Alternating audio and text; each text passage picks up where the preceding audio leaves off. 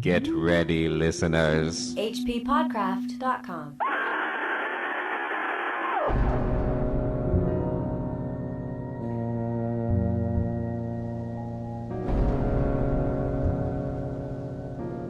We were sitting on a dilapidated 17th century tomb in the late afternoon of an autumn day at the old burying ground in Arkham and speculating about the Unnamable. These guys should get a podcast. I want to hear what they're talking about. Randolph, what do you think this thing is called? Joel, it's Unnamable. Right, but if you're calling it the Unnamable, Randolph, isn't that its name then? Well, yeah, is it really the name? It's not a name. It's kind of A designation. yeah, what you're calling it. That, of course, is the name of the story as well. Oh, right, yeah. The Unnamable. Which is a name. Yes. The Unnamable is the name of the It's story. the name of the story. And who are you, sir? My name is Chad Fifer. And you? Chris Lackey, one of the co-hosts of the HP Lovecraft Literary Podcast. We're here at HPPodcraft.com. And, of course, this story, The Unnamable, is by the author, H.P. Lovecraft. It is. And that reader who read that opening sentence of the story is Bruce Green. Yeah, he's read for us before. Yes, he has. He read From Beyond. And he's back. He is. From Beyond. I'm not kidding, though, that this little conversation is something like a podcast, because you've got these two guys out on this tomb, and they're not really having any real conversation. No. It's more produced in a sense. I mean, it's more like a dialogue in the classical sense, where Lovecraft is trying to get something across by having two characters talk. Right, yeah. And they're really discussing the writing of H.P. Lovecraft. Right. Yeah. I mean, Carter is really, I mean, he's normally thinly veiled, but I mean, it's wafer thin. In fact, I know people speculate that Carter is Randolph Carter, but I don't know if that's necessarily the case, because, I mean, he mentions in the story that he doesn't believe in the supernatural. Right. And I would think that Randolph Carter of, the statement of Randolph Carter and all the other things would very much believe in the supernatural. Yeah. So, where does that leave us? Well, maybe this is years after therapy from the statement of Randolph Carter, and they just convinced him it was a bad phone prank. None of that stuff really happened. But, it definitely, I mean, this Carter that's in this story, because he does get called Carter. Anyway. Yes, yeah, his name is Carter. He definitely is HP. Right, oh yeah. In fact, his companion that's at this grave with him, that guy's named Joel Manton, says that his constant talk about unnamable and unmentionable things was a very puerile device, quite in keeping with my lowly standing as an author.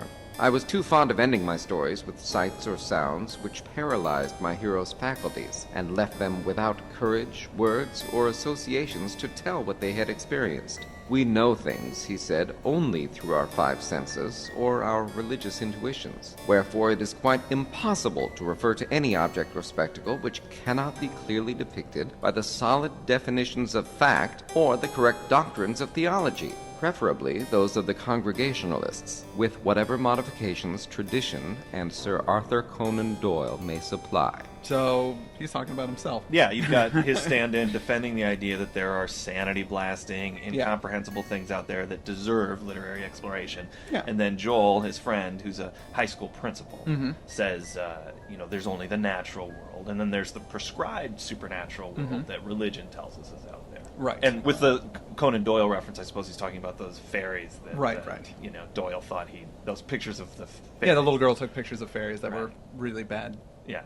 Big photographs. Yeah, which he believed in. And he believed in all sorts of supernatural. Yeah, supernatural things. There's all kinds of great stories about Conan Doyle debating with Houdini back and forth. Oh, right. Yeah, I read one in the Skeptical Inquirer that was great, where Houdini produced a trick. Houdini said to Conan Doyle, if I could produce a trick for you that you can't explain, but I'm telling you it's a trick, will you then follow my line of reasoning to say that somebody might have tricked you, say, on these fairy photos or any of the silly things you believe in?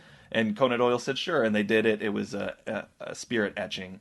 Yeah, he took a wadded up thing and threw it up against a chalkboard. It was a little cork ball that had paint on it that went up, and Doyle had selected the chalkball, and the ball itself wrote on the slate. Yeah, like a word in German or something? A word that Houdini hadn't seen. Right, yeah. That Doyle had written down, and it was just a trick. He had an associate in another room using a magnet or something. Yeah, he had help, and there was somebody had saw the paper from over his shoulder, and then went in the other room, and then used a magnet to move it around the thing. But Doyle said his conclusion at the end of it was, well, you have supernatural powers. It's like, no, you missed the point. this conversation, I believe, was actually probably a conversation that Lovecraft had with a friend of his, Maurice Moe. Now, Maurice Moe was a teacher in Milwaukee, and they were correspondence buddies. The earliest letter that we have of them was written in 1914, so they've been friends for a long time. Okay. And they actually physically met in 1923, where he came out with his family to visit Lovecraft. And that was like the only time that they ever met. Maurice had a wife and 2 young sons, and they, just hung out and had coffee. And I think they went to Providence, and some of other Lovecraft's buddies, they went on They went a walk over at, on the beach, like kind of this really rugged walk, and all the other writer guys wimped out and didn't want to do it. They're like, this is hard work, and Lovecraft's like, come on, this is awesome. Really, Lovecraft was the guy that was into it. Yeah, he was really into it, and then all 3 of them. Well, I guess according to Lovecraft, this is in one of his letters that he said that they posted down on. I punched out a shark on the way. They were pirates. I had to defend us against. But Maurice Moe and Alfred Galpin started this thing called the Galmo Correspondence Group, where they kind of shared each other's letters to each other. So they kind of all wrote to each other. It was their message board. It was their message board, exactly. Yeah. That was where I was going with it. So this is like a real guy, and he was religious. Right. And so I'm assuming that this is probably, and this story was written soon after his visit, because they met in August of 1923, and the story was written in September of 1923. It was his view that only our normal, objective experiences possess any aesthetic significance, and that it is the province of the artist not so much to rouse strong emotion by action, ecstasy, and astonishment, as to maintain a placid interest and appreciation by accurate, detailed transcripts of everyday affairs. Especially did he object to my preoccupation with the mystical and the unexplained, for although believing in the supernatural much more fully than I, he would not admit that it is sufficiently commonplace for literary treatment. I find that outside of Lovecraft, that I don't read much in the way of supernatural stories. I'm much more of a fan of Raymond Carver. Oh, right. Yeah. Or Dennis Johnson, or even Charles Bukowski, who sort of just describe life. Yeah. And then you take out of it maybe some larger things about the human condition. Yeah. I mean, I do enjoy that stuff, but I really do enjoy the fantastical stuff. I read lots of schlocky, horror, science fiction, fantasy kind of. And those stuff. things work as metaphors to explore the same thing. Oh, absolutely. But I mean, it gets down to what's the purpose of art and literature, and a lot of people feel that it provides people with sort of imaginary frameworks through which they can process life, because life is incredibly random in its real state, and stories sort of have rules, and we can use those to examine feelings and issues in sort of a safe place, even though we might not be doing that consciously. But to Joel's point, when you have a story about things that are so far from reality, not only can the reader not relate to them, but the writer can't describe them. Right. How is that really helping me? Yeah. I mean, how can I really get into that? You keep... At the end of the story, you just said, well, I don't really know what happened. I went crazy. And that, to me, I can't process my own human experiences through that. Yeah, and I see it puts you in a weird position, because I personally kind of agree with him on this. Right. I like the idea of something being unexplainable. If I saw it or experienced it, but I couldn't explain it to you, it was so beyond anything I've ever seen. I don't have anything to relate it to. Yeah. But it's just, that's not true. You still would be able to relate it to something. You know what I mean? And it says in the story. Besides, he was almost sure that nothing can be really unnameable. It didn't sound sensible to him. Right. And I agree with him. I mean, I love Lovecraft, but in reality, I think everything can be at least somewhat described. And Lovecraft would probably counter, yes, but do you want to try and do that? Because if you try, you will fail. Because this is beyond our human faculties to do. And don't you cheapen the actual horror of the thing by even trying, Well, in the stories, I agree. Absolutely. Yeah. In the stories, I love it. Yeah. But in the reality of it, it's just not possible. Because if you experience it, then you had to experience with one of your 5 senses. Yeah. I would still be able to, because if you experience it through that filter, and then through that filter, I can correlate it to things that I. Right. Our Lovecraft stand-in is getting very frustrated with what you're saying, and something about the day makes him want to hit back. So he does. It was not, indeed, difficult to begin a counterattack, for I knew that Joel Manton actually half clung to many old wives' superstitions which sophisticated people had long outgrown. beliefs in the appearance of dying persons at distant places, and in the impressions left by old faces on the windows through which they had gazed all their lives. The appearance of dying persons at distant places just made me think of that Old Time Life commercial where it was like, somebody burns their hand on a hot stove 100 miles away. Her sister feels the same pain. Coincidence? Yeah, Wasn't that how that went? Yeah, there was like four boys are walking in the woods. Suddenly, one of them levitates. Yeah, is lifted by unseen forces. Coincidence? All right. I'm gonna say this, and most people will probably think I'm nuts. Now, I'm not a huge fan of this story, The Unnamable. Okay. As I've been reading it, as usually happens when we do these, I liked it more and more. But my first reading, I was like, whatever. In fact, I asked you what it was about the other day because I couldn't remember, and you're like, some guys go into a cemetery and they talk, and then a monster shows up. It's pretty good synopsis, actually. But the movie of this that was made in like 88 or 89, yeah, I think I like it better than this story. It's been a long time since I've seen it. I think I liked... There was sequels. There was Unnamable 2, and I think Unnamable 2 was actually closer to the story. Yeah, but that was called The Statement of Randolph Carter for some reason. Oh, right. Yeah, but it didn't have anything to do with The Statement of Randolph Carter. That one's on DVD, but the first one isn't for some reason. Yeah, no. I couldn't get it from Netflix. I wanted to watch it again, but I remember liking it. I know it's just a slasher movie, essentially. Right. I think they have them in the graveyard in the beginning. Yeah. Well, they capture one thing that I think in this story is really cool, which is the concept of leaving an impression in a window's glass because you've been staring through it for so long, which is suggested in that last quote. Yeah. That's really neat and used to good effect in the movie. Yeah, that was that's kind of common ghost folklore belief that, like if somebody died, you can still see there because they looked out the window enough that you could see their face. Somehow it gets an imprint. But I never my first exposure to that idea was the movie The Unnamable. Oh, right. I mean, it's not common. I guess it's been so obviously disproven that people don't really talk about it much anymore. I don't know where we're going with any of this discussion. Luckily, at this point, neither do these guys. No, so the story takes a turn because twilight approaches. Yes, the sun is going down. Right. And Carter says that after his friend had finished his scoffing, he wanted to give him some real evidence on a story at which he had scoffed the most. It was funny.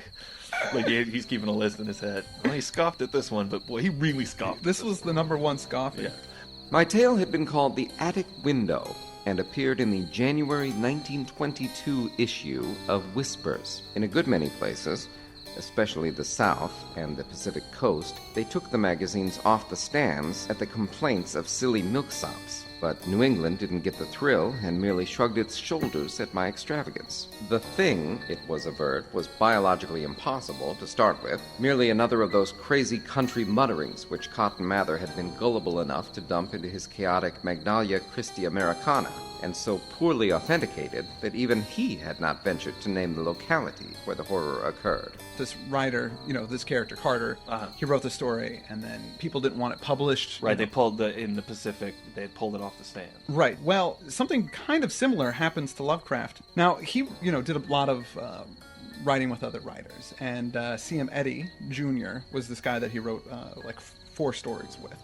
And, we're not going to go into those stories because they're really hard to get. There's one book that has a bunch of Lovecraft. It's a book that has all of Lovecraft's things that he did with other people that I've got a hold of. I got a copy of this. Yeah, one of our listeners sent it. One of our listeners said it. Which I thought was so neat. Yeah. They asked on the message boards, the forums there, if we were going to cover any of these stories. And I said, well, I'd like to, but I don't have a flipping copy of it. And one of our listeners, Mike Davey, was like, dude, I got an extra copy. I'll send it to you. And I said, what? So cool.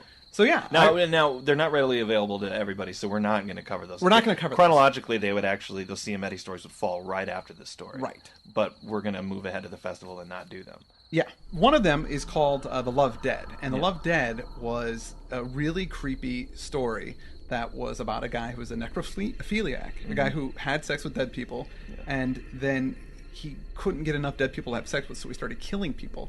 And then he goes off to World War I, has sex with some dead people. It's really unsettling and gross. And basically the story caused a big stink. And it was going to be taken off. It was taken off the stands in Indiana. But the publisher of Weird Tales, Farnsworth, became hesitant after this controversy. It actually sold more magazines because of the controversy, it was kind of a good deal. But Farnsworth became hesitant to accept stories from Lovecraft after that. And as a result, H.P. Lovecraft's later tales were, a lot of them were rejected. So Wow. he might be talking. I'm not sure about the actual timeline because it just gives kind of months. So maybe this happened right before he wrote the story, which would make sense. But I'm not exactly sure. Well, you know, a lot of artists at the time went on that necrophiliac blacklist. I just wanted to say though that there are three other the Ciametti stories. The first one's called Ashes, which is really pulpy and awesome and doesn't make any sense. Okay. And it made me laugh out loud. So great. if you can find it, read it. The Ghost Eater is about a ghost werewolf. I love that. Which is awesome. Yeah. Again, not really a very good story. Wait, now hold on. Is it a ghost that got bitten by a wolf? No, it's a ghost of a werewolf. Okay, good. Okay, yes. And then there's another story called Deaf, Dumb, and Blind about a deaf, dumb, and blind guy who moves into a haunted house, which is... honestly, I couldn't get through it. Basically, the end of the story was, the guy had an assistant that helped him out. The assistant ran out, and then the guy was typing on he could still type on a typewriter. He lost his senses in the war in some kind of accident. And, God, it's just such a boring, terrible, Somebody was story. like, all right, people love The Haunting of Hill House. People love The Miracle Worker. We've got to get these things together somehow. But in the end, a ghost writes on the typewriter. Yeah. It's like, I got him. It's just, It's just terrible. I don't think Lovecraft actually had much to do with writing that particular one. To get back to our story, right? Carter is talking about his story, The Attic Window. Right. This is a story that he wrote. Yes, because he's a writer. It takes something that was mentioned in Cotton Mather's book about some freakish kid that had been born in the Massachusetts colonies, but that's all that Mather touches on. And in Carter's story, the thing had grown up. It was out looking in people's windows at night. It was locked away in the attic of a house where it had been looking out of that window, and somebody centuries later had looked at the window where it had been, and their hair went all gray from what they saw. Right. Well, I mean, which I love that effect. It's great to see that finally in a Lovecraft story where somebody's hair instantaneously goes white. Yeah. But and people accused him of that being cheap sensationalism. But then Randolph pulls back the curtain a bit and says, hey, I found an old diary kept from 1706 to 1723. Yeah. And I also from his family. From my family. Yeah. And I also know about some scars on one of my ancestors' chest and back. Something had caught my ancestor on a dark valley road, leaving him with marks of horns on his chest and of ape-like claws on his back. And when they looked for prints in the trampled dust, they found the mixed marks of split hooves and vaguely anthropoid paws. Once a post-rider said he saw an old man chasing and calling to a frightful, loping, nameless thing on Meadow Hill in the thinly moonlit hours before dawn, and many believed him. Certainly there was strange talk one night in 1710, when the childless, broken old man was buried in the crypt behind his own house, in sight of the blank slate slab. They never unlocked that attic door, but left the whole house as it was, dreaded and deserted. When noises came from it, they whispered and shivered and hoped that the lock on the attic door was strong. Then they stopped hoping when the horror occurred at the parsonage, leaving not a soul alive or in one piece. With the years, the legends take on a spectral character. I suppose the thing, if it was a living thing, must have died. The memory had lingered hideously, all the more hideous because it was so secret. In Mather's story, some beast with a blemished eye gave birth to something with a blemished eye. Right. That's what we know. And what he didn't report about, Carter says, is that there was this locked attic door that the people whispered about in this house, and tales about this blemished eye that people saw in their windows at night. And there was a kid who entered this abandoned house that's rumored about in 1793, and he went nuts. Yeah, so that's pretty creepy. All of this is just to say, hey man, I based that story on something that a lot of evidence suggests really happened. Right. And then Joel's like, well, I mean, that's a story. Come on. There's no evidence there. You know what I mean? I mean, he maintains that, there could have been a deformed kid or something. Yeah, exactly. But was it so unnameable? Right, yeah. Come on. And Carter says, yeah, but there are also these stories about vapors and shapeless apparitions that people talk about on the grounds. I mean, what do you say to that? Yeah. And then we get some dialogue, which is nice. The hour must now have grown very late. A singularly noiseless bat brushed by me, and I believed it touched Manton also, for although I could not see him, I felt him raise his arm. Presently he spoke. But is that the house with the attic windows still standing and deserted? Yes, I answered. I have seen it. And did you find anything there, in the attic or anywhere else? There were some bones up under the eaves. They may have been what the boy saw. If he was sensitive, he wouldn't have needed anything in the window glass to unhinge him. If they all came from the same object, It must have been an hysterical, delirious monstrosity. It would have been blasphemous to leave such bones in the world, so I went back with the sack and took them to the tomb behind the house. There was an opening where I could dump them in. You ought to have seen that skull. It had 4-inch horns, but a face and jaw something like yours and mine. At last I could feel a real shiver run through Manton, who had moved very near, but his curiosity was undeterred. And what about the window panes? They were all gone. One window had lost its entire frame, and in the other there was not a trace of glass in the little diamond apertures. They were that kind, the old lattice windows that went out of use before 1700. I don't believe they've had any glass for 100 years or more. Maybe the boy broke them, if he got that far. The legend doesn't say. Manton was reflecting again. I'd like to see that house, Carter. Where is it?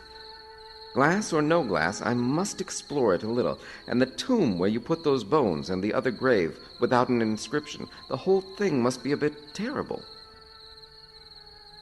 You did see it. Until it got dark.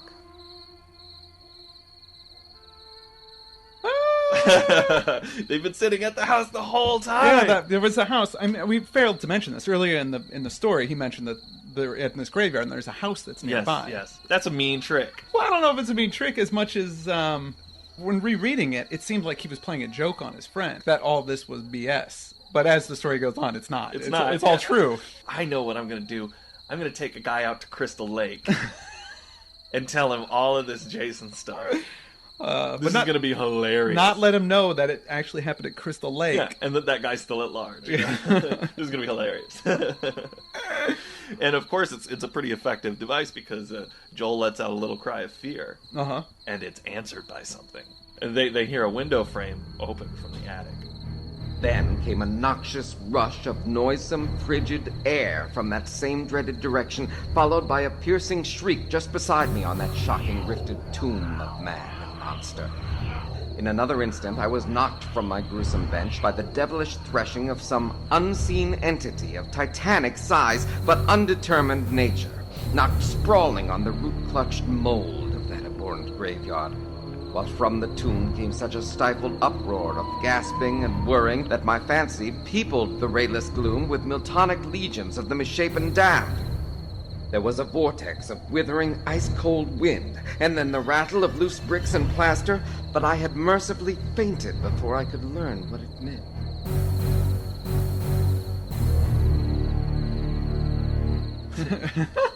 He does exactly what he says that Joel is complaining about. Yeah, exactly. Yeah, he faints on the, it actually happens to him. Well, when they come to, they find they're side by side in a hospital. Yeah, and a farmer had found them. A farmer had found them a mile away from the cemetery, or the graveyard where they were. Yeah. And they were unconscious, and they were brought to the hospital. Why were they brought to the hospital? Well, Manton was gouged. He had wounds in his chest. Wow. And then there's something about Carter, too. Like, he's got a hoof print on him. It reminded me of an old joke. I'm not going to tell. Well, tell it. All right. This whole story reminded me of an old joke that's terrible about a man and a woman are out visiting a fallen friend at the graveyard, and they're there for a long time, and so they start to get kind of randy, and they decide to just do it right there on one of the tombs. And later, the woman is complaining of some back pain, so she goes to the doctor, and he examines her, and he says, "Well, I can see the source of the pain. It says right here on your ass that it died in 1792." That's a lame joke. That's a really lame joke. Right, Carter. But anyway, so Carter has hoof prints on him. Yeah. And this prompts some more dialogue. After the doctors and nurses had left, I whispered an awestruck question. Good God, Manton, but what was it? Those scars, was it like that? And I was too dazed to exult when he whispered back a thing I had half expected. No, it wasn't that way at all. It was everywhere. A gelatin, a slime. Yet it had shapes, 1,000 shapes of horror beyond all memory. There were eyes and a blemish. It was the pit, the maelstrom, the ultimate abomination. Carter, it was the Unnamable. Of course, last sentence in italics there. Yes, exactly. And that's the end of that's the end of the story. To me, this seems like a joke.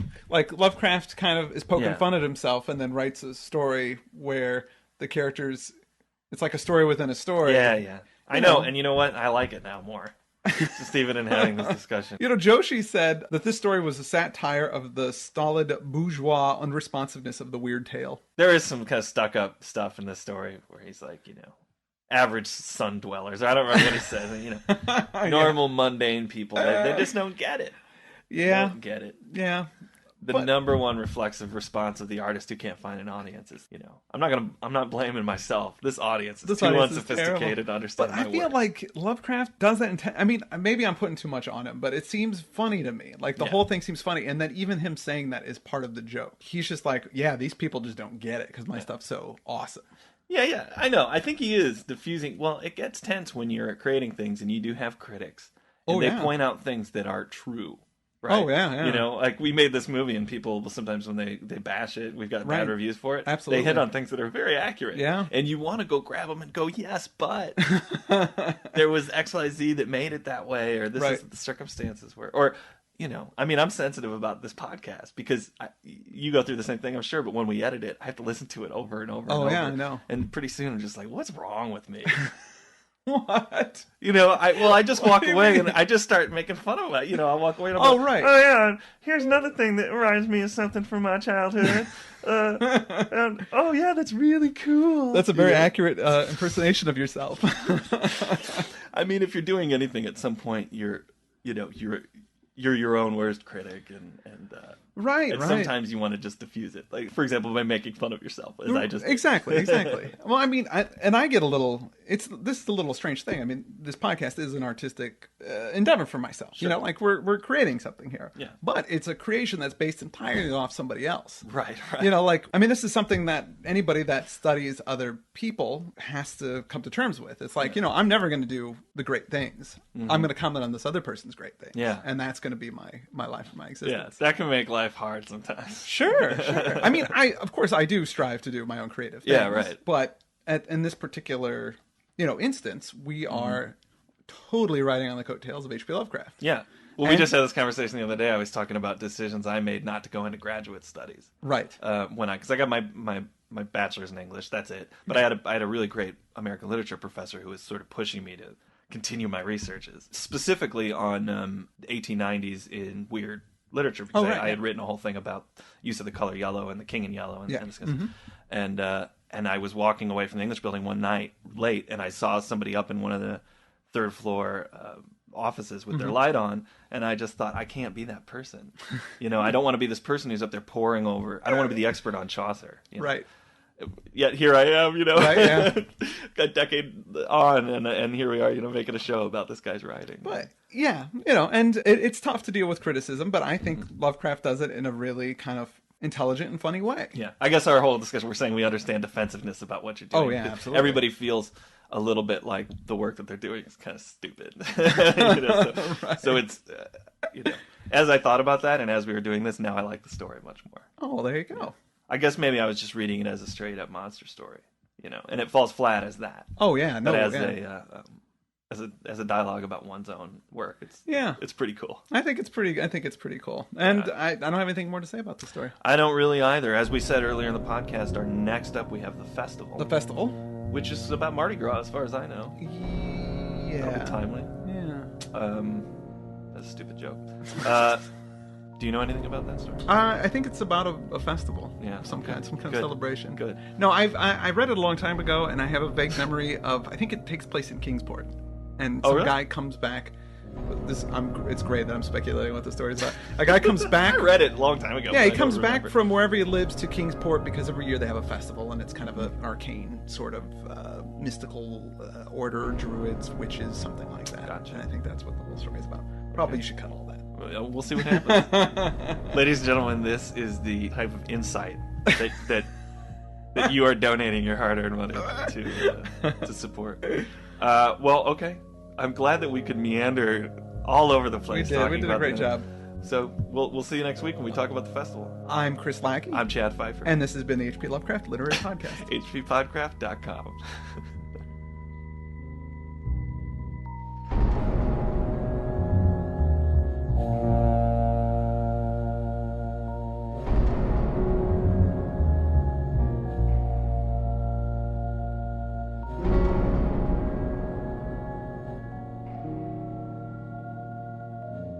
HPPodcraft.com.